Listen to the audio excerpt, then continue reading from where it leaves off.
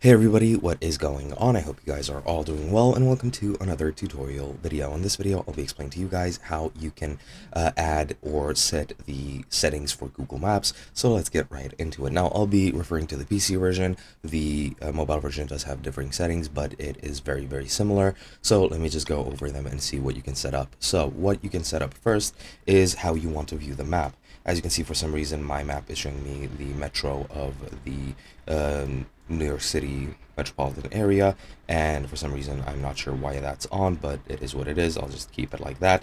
But yeah, what you can do is you can set up how you want to view the map. So for example, you can make it in map mode, or you can add satellite mode or turn on satellite mode, and it'll look something like this. You can add terrain maps, you can add traffic maps, you can add transit, biking, etc. And you can turn all of them off if you want to. And there we go. Now it went away, thankfully. But yeah, you can set those up. You can also go into your account management on Google and just set your Google settings, which is separate but connected to Google Maps. You can turn your timeline on or off if you want to see what your history was. You can go to your data and maps and you can set different settings. For example, you can set your home address, your work address. As I mentioned, you can pause or turn on or off your timeline.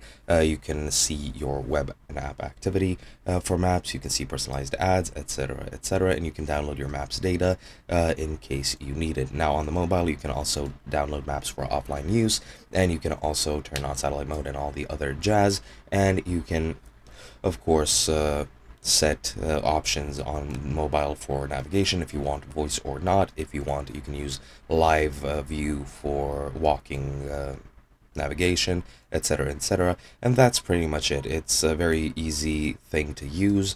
It's a very simple and intuitive system. So I hope you guys enjoyed, and I'll be seeing you guys in another video.